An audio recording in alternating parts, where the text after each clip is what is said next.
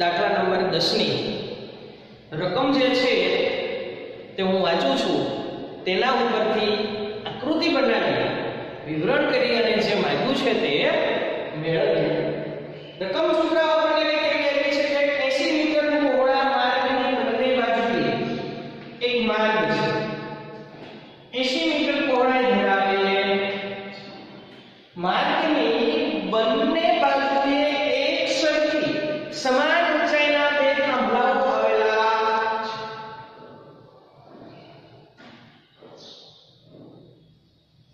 આ જે બંને થાંભલા છે બંને થાંભલાની ઊંચાઈ સમાન છે.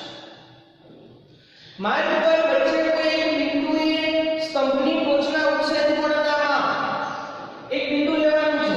પહેલા ઉત્સેદ કોણનું માપ મળે છે 60 અંશ અને બીજી ટોચથી ઉત્સેદ કોણનું માપ મળે છે 30 અંશ. હોય તો દરેક સ્તંભની ઊંચાઈ શોધો તથા બંને સ્તંભનું નિરીક્ષણ બિંદુથી અંતર. આ નિરીક્ષણ બિંદુ છે એનાથી બંને બાજુનું અંતર આપણે મેળવવાનું છે. કેટલું છે આ સરવાળો કરશો તો બંનેનું અંતરનો 80 થઈ જાવો જોઈએ. તથા બંને સ્તંભની ઊંચાઈ છોકરા ઊંચાઈ છે કેટલી? એક સરખી. આ છે આપણો સ્તંભ અને આ પણ છે સ્તંભ. નામ આપીએ. પહેલા સ્તંભને કહીએ AB, બીજાને કહીએ CD અને જે બિંદુ છે બિંદુને નામ આપી દઈએ E બિંદુ. આવી છોકરાઓ આકૃતિ બને છે કે એક 80 મીટર પહોળો માર્ગના બંને છે સમાન ઊંચાઈના બે સ્તંભ. સ્તંભના છેડાથી એકનો ઉત્સેદ કોણ 60 અને બીજાનો 30 છે થાય તો બંને સ્તંભની ઊંચાઈ મેળવો તથા બિંદુ એ નિરીક્ષણ બિંદુ છે ત્યાંથી કેટલું દૂર છે તે પણ મેળવવાનું છે. આકૃતિ દોરાઈ ગયા પછી આકૃતિ ઉપરથી વિવરણ કરીએ. અહીં AB તથા CD એ સમાન ઊંચાઈના બે સ્તંભ દર્શાવે તથા BD એ 80 મીટર પહોળાઈનો માર્ગ દર્શાવે અને બિંદુ E એ નિરીક્ષણ બિંદુ. આપણે અહીંયા મેળવવાનું શું છે? સ્તંભની ઊંચાઈ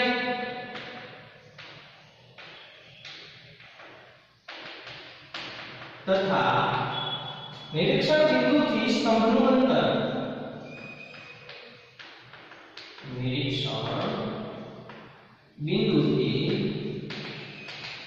બંને સ્તંભનું અંતર બરાબર. આકૃતિ ઉપરથી આપણે વિવરણ જે છે તે મેળવીએ. પરંતુ અહીંયા એક નજર કરો છોકરાઓ, આકૃતિમાં આપણને બે ત્રિકોણમાંથી એકેયનું આખું માપ આપેલું છે. બે ત્રિકોણમાં એક બાજુનું માપ આપણને જો આ ત્રિકોણ જોવો તો ABC માં ક્યાંય માપ નથી અને CDE જોવો તો એમાંય ક્યાંય કંઈ માપ છે. એટલે અહીંયાથી આપણે ખબર પડશે કે આપણે આની અંદર કોઈ પણ ત્રિકોણમાં બાજુઓના માપ જે છે તે ધારવા પડશે. પહેલો ત્રિકોણ લઈએ. AB માં ખૂણો B બરાબર 90 અંશ અને ખૂણો E બરાબર 60 અંશ તથા બીજો ત્રિકોણ છે CED માં ખૂણો D બરાબર 90 અંશ અને ખૂણો E બરાબર. પહેલા ત્રિકોણ માટે બાજુનું માપ ધારી લઈએ. ધારો કે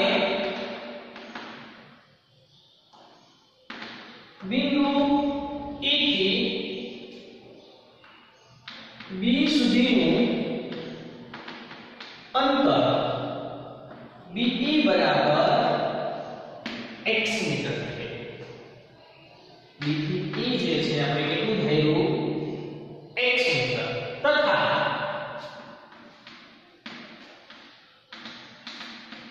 બંને સ્તંભની ઊંચાઈ સરખી છે.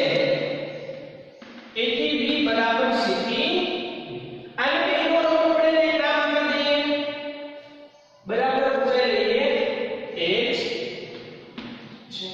શું થાય એક બાજુમાં અને બે સ્તંભ સરખા છે તો સ્તંભને એક નામ આપી દીધું કે તે h મીટર ઊંચો છે. હવે આનો જે ધારણા કરે છે તેનો ઉપયોગ કરી ત્રિકોણ ABE માં ખૂણો B બરાબર 90 અંશ અને ખૂણો E બરાબર 60 અંશ આની અંદર વિધેય લગાડીએ. છોકરાઓ સામેની બાજુ અને પાછળની બાજુનો ઉપયોગ થવો જોઈએ તેવું વિધેય આપણી પાસે છે tan A બરાબર સામેની બાજુ થશે AB અને નીચે પાછળની બાજુ થશે B થી E. tan A ખૂણો છે આપણી પાસે 60 અંશ બરાબર A થી B નું માપ h ધાર્યું છે, B થી E નું માપ x.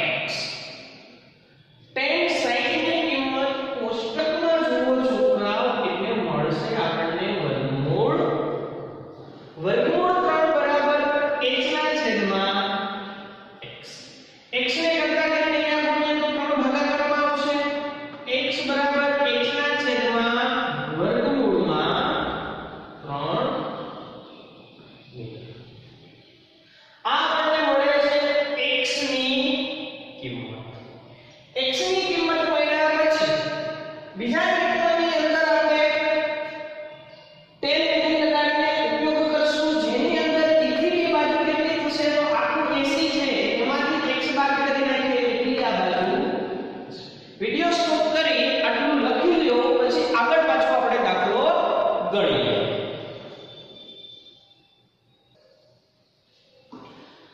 ત્રિકોણ CDE માટે ત્રિકોણ CDE માં ખૂણો D બરાબર એનો મતલબ છે 90 અને ખૂણો E બરાબર 30. આની અંદર પણ છોકરાઓ આપણે tan વિધેયનો ઉપયોગ કરીશું. tan E બરાબર tan E માટે સામેની બાજુ થશે CD પાછળની બાજુ થશે E થી D. tan 30 અંશ બરાબર C થી D આપણે ધાર્યું છે h નીચે E થી D મેળવી લઈએ બરાબર 80 માઈનસ આમાં બાદ કરો એટલું મળે x મૂકીએ 80 માઈનસ કોષ્ટકની અંદર છોકરાઓ tan 30 ની કિંમત જોશો તો આપણને મળશે 1 ના છેદમાં વર્ગમૂળમાં 3 બરાબર h ના છેદમાં 80 માઈનસ x. અહીંયા ગુણાશે અહીંયા ગુણાશે 80 માઈનસ x બરાબર વર્ગમૂળ 3h. આપણે જે છે x ને કરતા કરવાનો છે તો x ને આ બાજુ જવા દઈએ પહેલા લખીએ x બરાબર આ બાજુ 80 એમ નામ છે √3h આ બાજુ આવશે તો માઈનસ થશે √3h. x બરાબર 80 માઈનસ √3h જે છે તે મળે છે. આગલા દાખલામાં જે આ દાખલા આગળ ગયું તેમાં આપણને x બરાબર h ના છેદમાં વર્ગમૂળ 3 મળ્યું તેને કહીએ સમીકરણ નંબર 1. અહીંયા x ની કિંમત મળે છે 80 માઈનસ વર્ગમૂળ 3 આને કહી દઉં 2. હવે છોકરાઓ અન્ય રકમમાં જે x ધાર્યું છે એમાં એક સાથે જુદા જુદા બે હોઈ શકે નહીં તો અહીંયા જે x મળે છે એ કિંમત અને જે x ની આગળ કિંમત પહેલા ત્રિકોણ માટે મળે તે બંને એક સરખી હશે એટલે કે સમીકરણ 1 અને 2 પરથી બંનેને સરખાવીએ પહેલી કિંમત છે h ના છેદમાં વર્ગમૂળ 3 બરાબર અહીંયા છે 80 માઈનસ વર્ગમૂળ 3 h ને કરતા કરીએ વર્ગમૂળ 3 સામે ગુણાશે 80 માઈનસ વર્ગમૂળ 3 h બરાબર વર્ગમૂળ 3 અંદર ગુણો 80 વર્ગમૂળ 3 માઈનસ વર્ગમૂળ 3 ગુણ્યા વર્ગમૂળ 3 એટલે આખા 3 3h આ બાજુ આવશે તો પ્લસ થઈ જશે h પ્લસ 3h બરાબર 80 વર્ગમૂળમાં 3h પ્લસ h 4h બરાબર 80 વર્ગમૂળ 4 છે નીચે જશે તો ભાગાકારમાં જશે h બરાબર 80 વર્ગમૂળ 3 ભાગ્યા 4 દુ 8 20 h બરાબર 20 વર્ગમૂળ 3 મીટર જ્યાં h છે તે આપણે ધારેલા સ્તંભની ઊંચાઈ આ સ્તંભની ઊંચાઈ બે સ્તંભ છે AB બરાબર CD બરાબર સરખા બરાબર આપણે h ધાર્યું તો એના બરાબર કિંમત મળી 20 વર્ગમૂળ 3 મીટર સ્તંભની ઊંચાઈ મળી ગઈ હવે આ બિંદુ E ની બંને બાજુ કેટલા દૂર આવેલા છે તે મેળવવા માટે h ની કિંમત આપણે પહેલા સમીકરણની અંદર મૂકીએ સમીકરણ 1 પરથી કેવું છે સમીકરણ 1 તો x બરાબર h ના છેદમાં વર્ગમૂળમાં x બરાબર h ની કિંમત છે 20 વર્ગમૂળ 3 નીચે આવશે વર્ગમૂળ 3 બંને વર્ગમૂળ 3 કેન્સલ h બરાબર 20 મીટર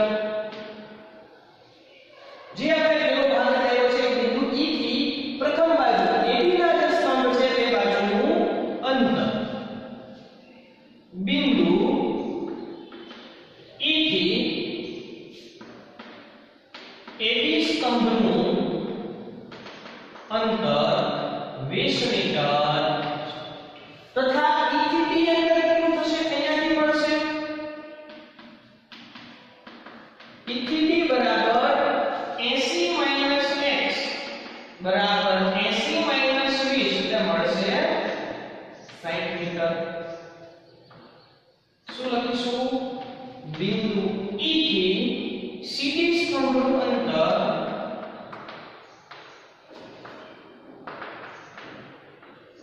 60 મીટર આટલું મળે છે આપણને 60 આજે x ધાર્યો તે મળે છે 20 મીટર 60 અને 20 નો સરવાળો કરો એટલે આપણો જે આંકડો રસ્તો છે તે 80 મીટરનો જોઈએ શું કર્યું આકૃતિ બનાવી આકૃતિ પરથી વિવરણ કર્યું આપણી પાસે ત્રિકોણમાં એકેય બાજુના છોકરાઓ માપ હતા નહીં તો બિંદુ E થી એક બાજુનું માપ x ધાર્યું અને બંને સ્તંભ સરખા હતા એને કહી દીધું h કીધા પછી પહેલા ત્રિકોણ માટે tan વિધેયનો ઉપયોગ કરી x ને કરતા ગયા બીજા વિધેય માટે tan નો ઉપયોગ કરીને x ને કરતા ગયા બંને ત્રિકોણ માટે જે x ની કિંમત આપણે ધારેલી હતી B થી E તેનું માપ સરખું જ હોય એકની એક જગ્યા માટે જુદું જુદું માપ મળે તેથી એક અને બે પરથી બંને બાજુને સરખાવી h ની કિંમત મેળવી એટલે આપણને બે સ્તંભની સમાન ઊંચાઈ છે તે મળી સમાન ઊંચાઈ મળ્યા પછી જે આપણે પહેલું સમીકરણ મળ્યું તેમાં h ની કિંમત મૂકવાથી x પહેલી બાજુનું અંતર મળે છે કુલ રસ્તાની પહોળાઈમાંથી પહેલી બાજુ બાદ કરો તો બીજી બાજુ છે તે મળે લખી નાખો છોકરા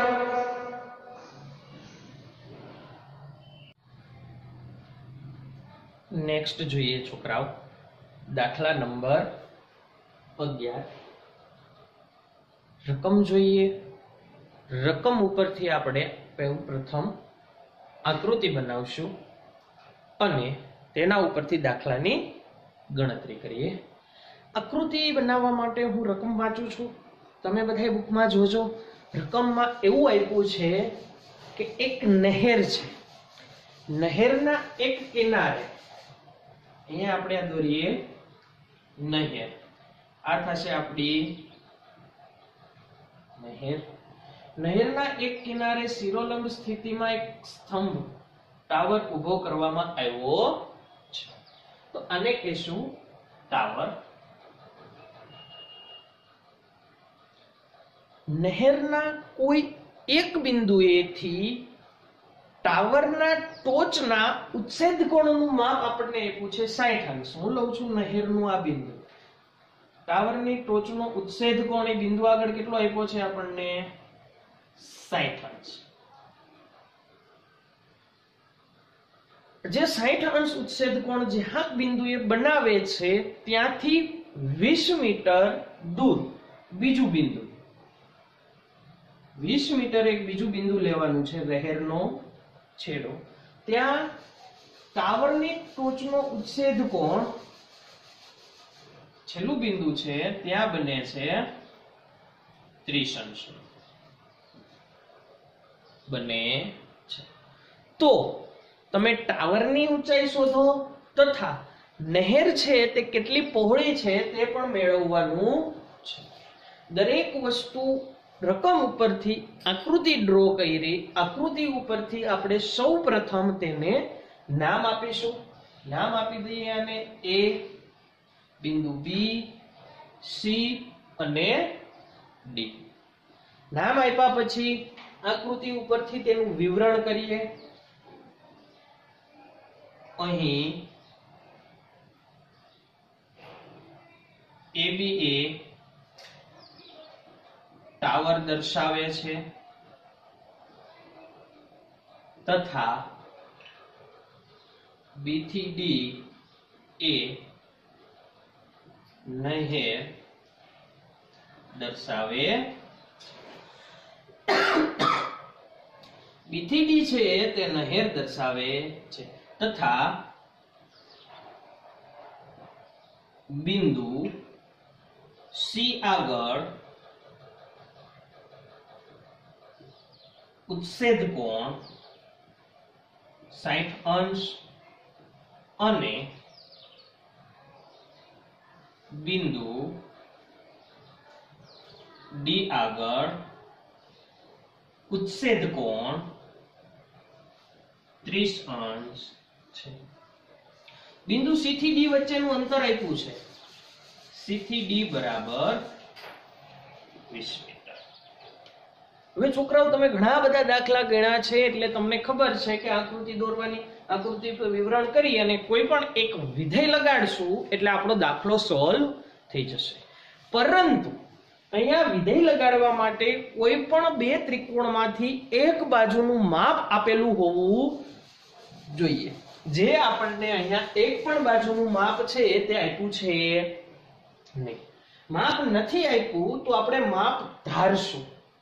ટાવર જે ઊંચાઈ છે એને ધારી લઈએ h મીટર અને B થી C વચ્ચેનું છે જે દૂર એને કહી દઈએ x મીટર. તથા ધારો કે ટાવરની ઊંચાઈ h મીટર અને બિંદુ B થી C વચ્ચેનું અંતર x મીટર છે. આ મળી ગયું. તો હવે આપણે શું કરીશું, બે ત્રિકોણ બને છે અહીંયા, એક બને છે ABC અને બીજો બને છે ABD. બંને ત્રિકોણ માટે આપણે વિધેયનો ઉપયોગ કરી અને સોલ્વ કરીએ. ત્રિકોણ પહેલો લેશું ABC. ABC માં ખૂણો B બરાબર છોકરાઓ 90 અંશનો થશે. થાંભલો જે છે, ટાવર છે તે હંમેશા લંબ સ્થિતિમાં જમીન સાથે અને ખૂણો C બરાબર 60 અંશ આપ્યો છે આપણો ઉચ્છેદ કોણ. અહીંયા આપણે ત્રિકોણ લીધો છે ABC. ABC માટે વિધેય લગાડીએ કે મારે h અને x ની જરૂર છે. સામેની બાજુ અને પાસેની બાજુનો સમાવેશ થતો હોય તેવું વિધેય જોઈએ છે, જે આવશે tan. tan ખૂણો છે C બરાબર સામેની બાજુ થશે છોકરાઓ AB અને પાસેની બાજુ થશે B થી C. 60 ખૂણો છે, tan 60 અંશ બરાબર A થી B ટાવરની ઊંચાઈ આપણે ધારી છે h મીટર, B થી C માપ ધાર્યું છે x મીટર. tan 60 ની કિંમત મૂકવાની છે. કોષ્ટકની અંદર જોશો છોકરાઓ તો આપણને tan 60 ની કિંમત છે તે મળે છે વર્ગમૂળ 3 બરાબર h/x. મારે x ને કરતા કરવા છે, x ને અહીંયા ગુણીશ અને વર્ગમૂળ 3 છે તે ભાગાકારમાં આવશે. x બરાબર h/વર્ગમૂળ 3. આને કહી દઈએ સમીકરણ નંબર 1. હવે તો બીજો ત્રિકોણનો ઉપયોગ કરીએ અને એમાં x ને કરતા કરી બંને સમીકરણને સરખાવીએ. ત્રિકોણ કયો લેશું? ABD. ABD માં ખૂણો B બરાબર 90 અંશ અને ખૂણો D બરાબર 30 અંશ. વિધેય આવશે સામેની પાસેની બાજુ વાળું tan. ખૂણો D બરાબર સામેની બાજુ AB, પાસેની બાજુ થશે B થી D. તો આપણે B થી D બાજુ છે તે મેળવવી પડે, અહીંયા મેળવી લઈએ. B થી D કેમ મળશે? B થી C પ્લસ C થી D, x પ્લસ 20.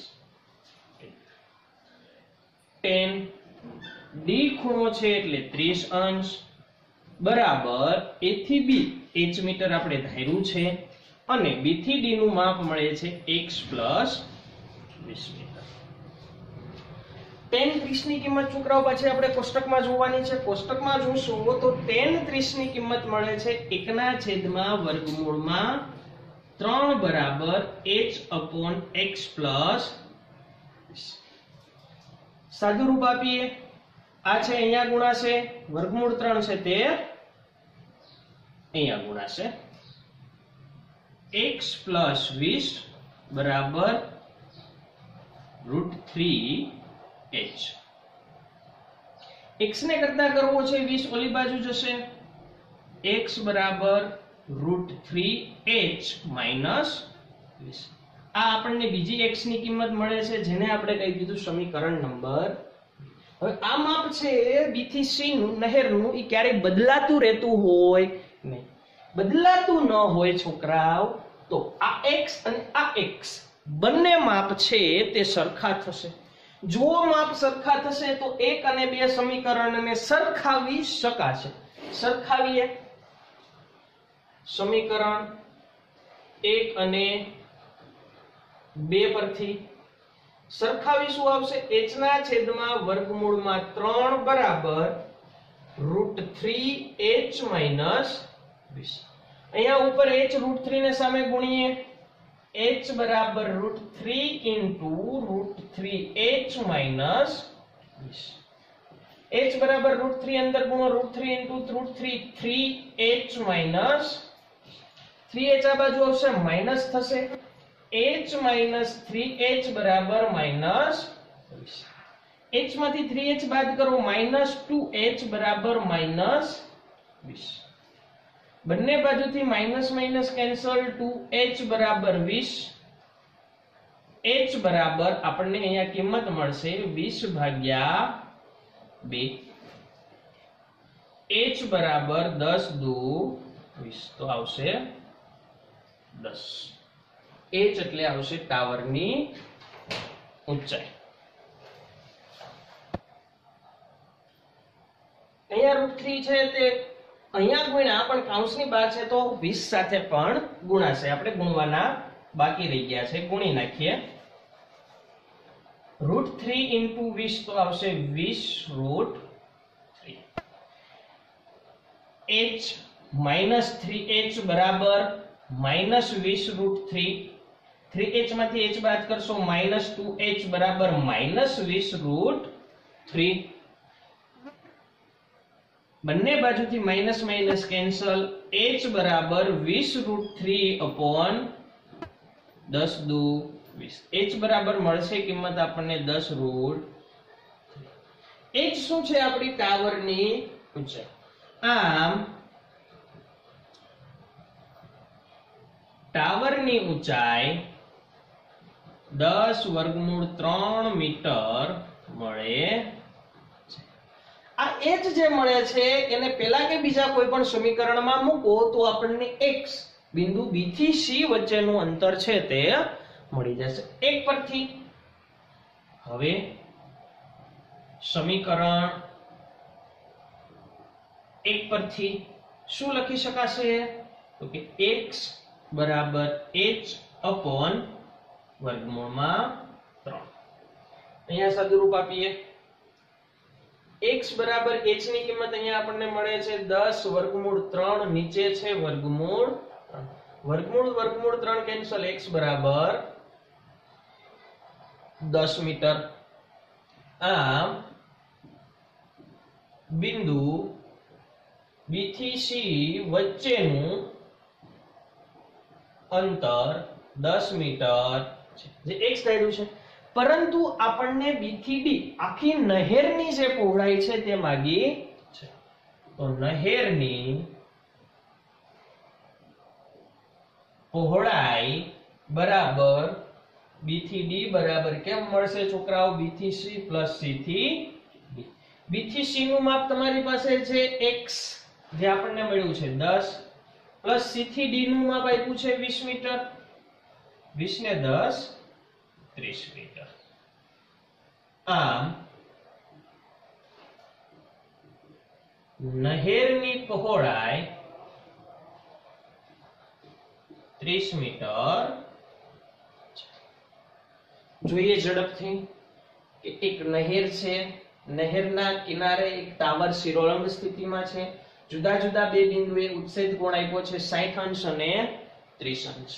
આકૃતિ દોરી, વિવરણ કર્યું. એકેય માપ નથી આપ્યા તો જે માપ ઘટે છે એને x અને ઊંચાઈને h થાય. માપ ધારાઈ ગયા પછી પેલા બે ત્રિકોણ માટે વારાફરતી સામેની બાજુ અને પાછળની બાજુ ઉપરથી tan વિધેયનો ઉપયોગ કરી બે સમીકરણો મેળવ્યા. બંને સમીકરણોને સરખાવ્યા એટલે આપણને એક કિંમત મળી. જે કિંમત મળે છે ને એક અથવા બે માં ગમે ત્યાં મૂકી શકો. આપણે એકમાં કિંમત મૂકીને સાદુરૂપ આપ્યું. સાદુરૂપ આપતા આપણને x અને h બંને કિંમત મળે છે જે આપણી નહેરની પહોળાઈ અને ટાવરની ઊંચાઈ છે. લખી નાખો છોકરાઓ.